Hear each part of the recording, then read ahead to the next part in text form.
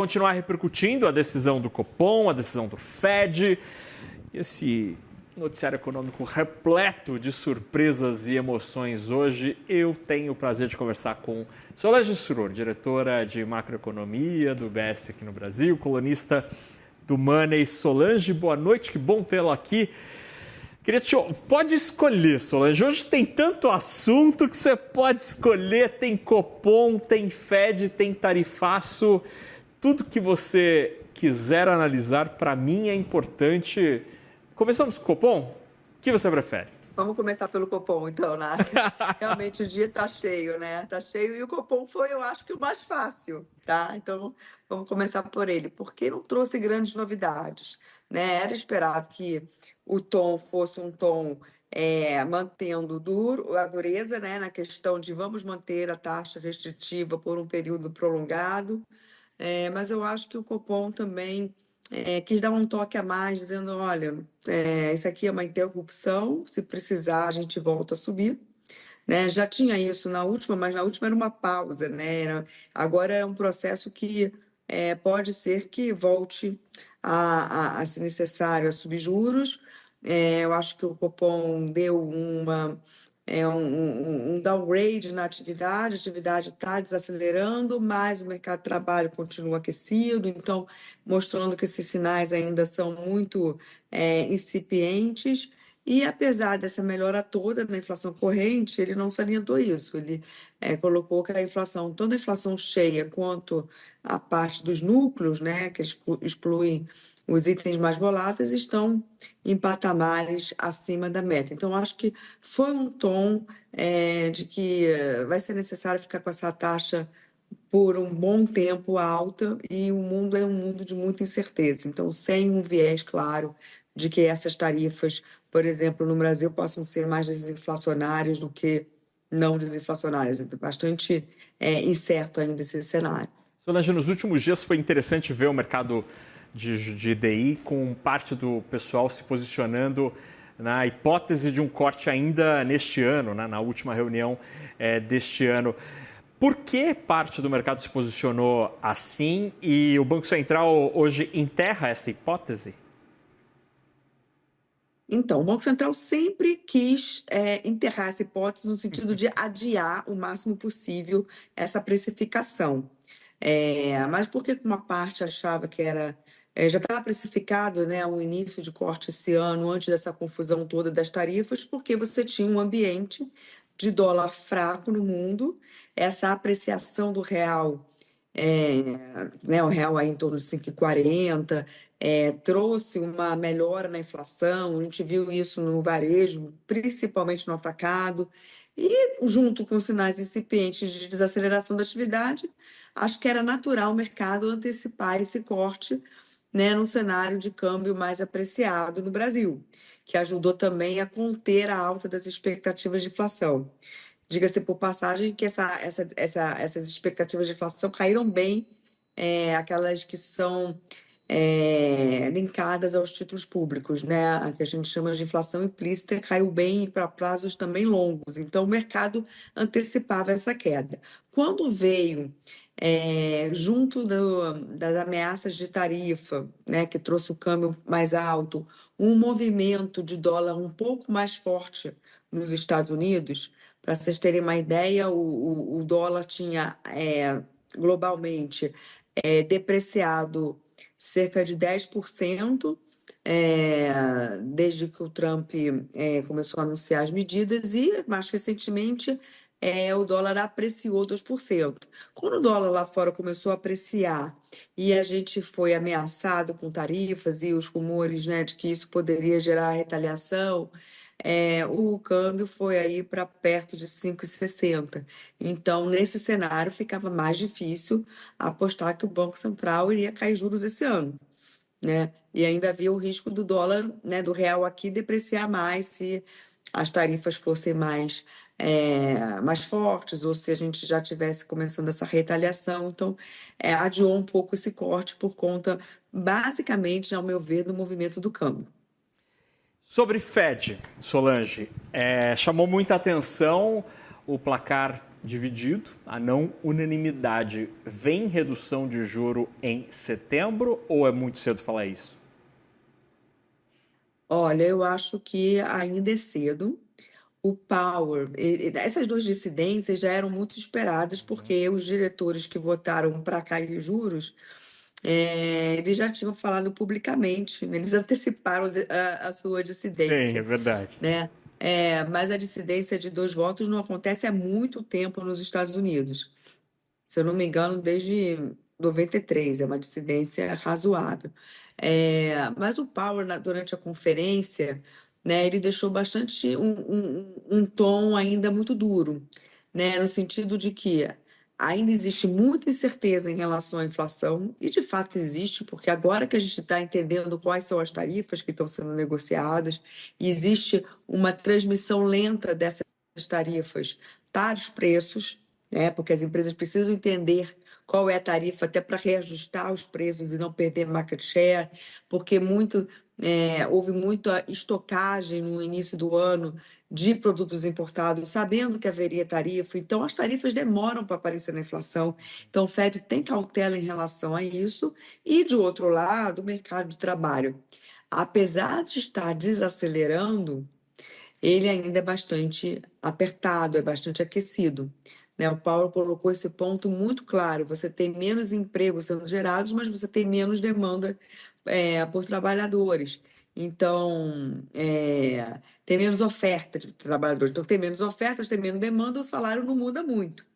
E isso não muda muito, então, a trajetória de inflação para frente. E as pessoas estão saindo da força de trabalho nos Estados Unidos, por quê? Não porque elas querem, né? Porque você tem várias medidas anti-imigração. Então, você precisa ter cautela, e eu acho que é isso que o Paulo está dizendo.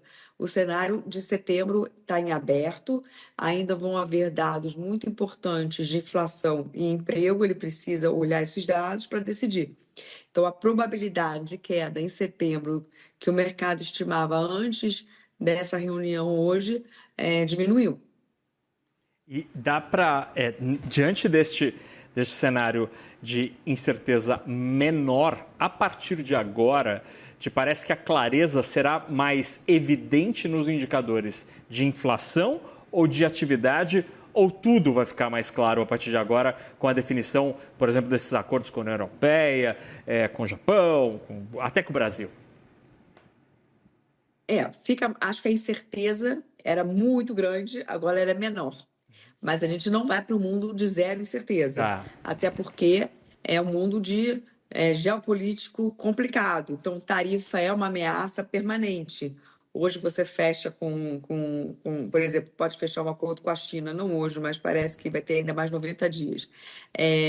Mas você pode estar sempre ameaçando a China de mais, você não, os Estados Unidos de mais tarifas. Então, é uma incerteza menor, mas ela é presente. Ou seja, clareza não vai ter o Fed para poder iniciar esse corte de juros, mas, como diz o Powell, a gente também não precisa ver todos os dados para começar esse corte, porque a taxa de juros está num patamar restritivo. Então, para chegar no neutro, ele tem espaço para começar a cair antes de ter tanta clareza. Ele quer uma redução da incerteza, e eu acho que, à medida que esses acordos vão sendo fechados, a China é muito importante. Essa, por exemplo, vai demorar mais, porque, a princípio, esse acordo com a China vai demorar mais uns 3 meses, mas eu acho que o Fed já vai ter um sinal, em setembro, relevante de alguns números de inflação que vão sair, e de atividade, e tem uma probabilidade, eu acho que razoável, dele cortar em setembro, sim. Até porque essa pressão política, eu não acho que vai cortar por conta de pressão política, mas atrapalha, né? E isso é mais prejudicial ainda para o trabalho do Fed do que se não houvesse essa pressão toda. Então, começar um corte com uma taxa tão restritiva é, é um cenário bastante factível em setembro. A foto dos dois ali com o capacete branco, para mim, é uma das coisas mais históricas deste ano de 2025. Agora, Solange, olhando para Donald Trump tarifas, qual a tua leitura sobre o que foi divulgado sobre Brasil? Olha, de fato, as exceções foram significantes, né? Não é que tudo foi isento, eu acho que você tem os cálculos do mercado aqui, praticamente 40%, 50% dos produtos foram isentos, então você tem um impacto menor do que inicialmente esperado, mas existe um impacto. Esse impacto vai trazer uma desaceleração da economia menor do que a gente esperava antes, vai trazer alguma desinflação, sim, mas menor do que se esperava antes.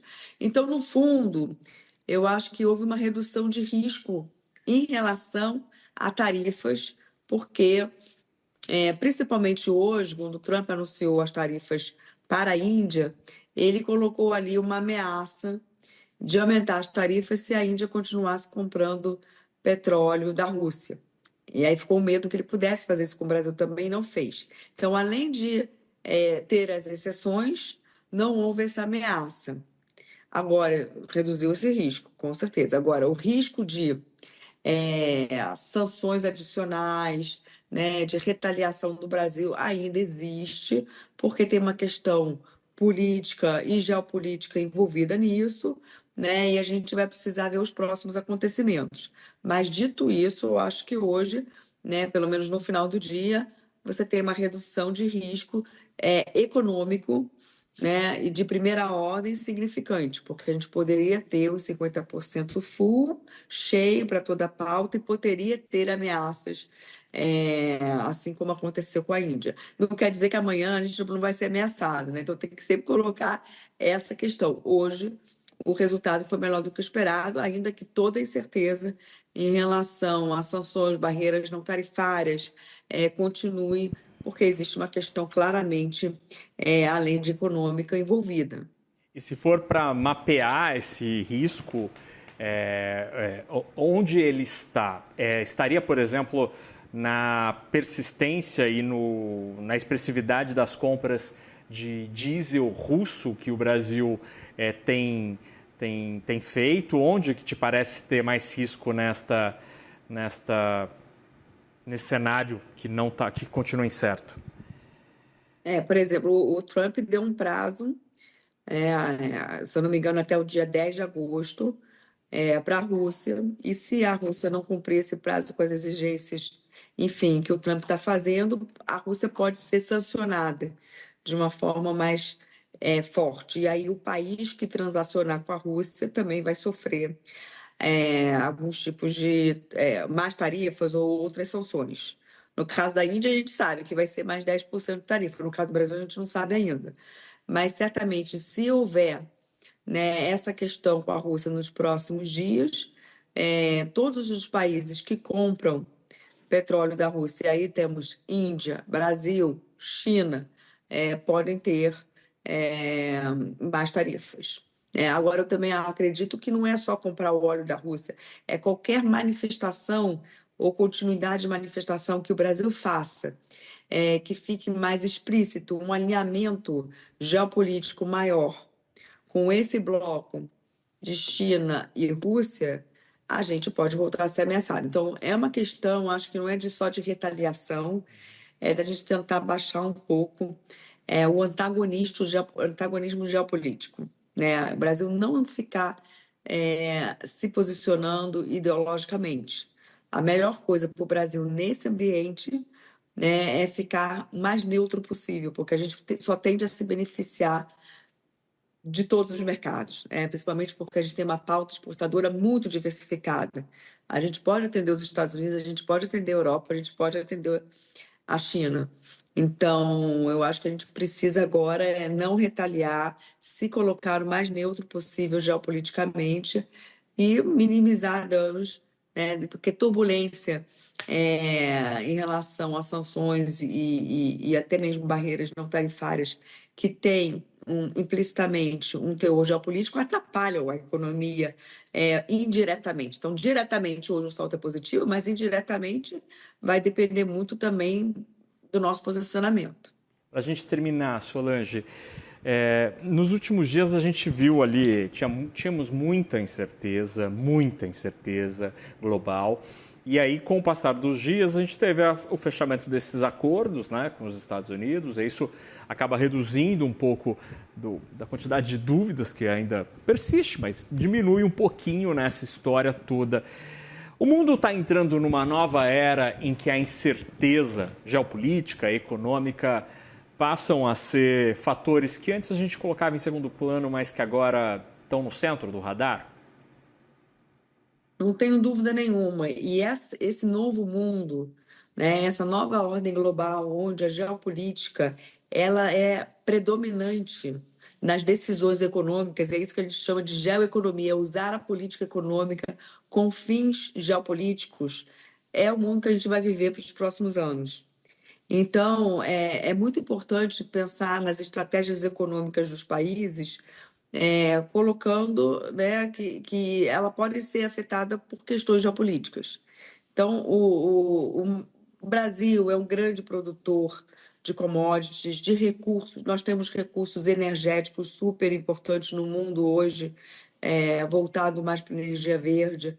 A gente precisa, o máximo possível, usar a diplomacia e a neutralidade para a gente conseguir explorar todos os mercados e se beneficiar dos conflitos que a gente não está envolvido, ou que a gente não precisa se envolver, né? Então, eu acho que é um mundo que veio para ficar.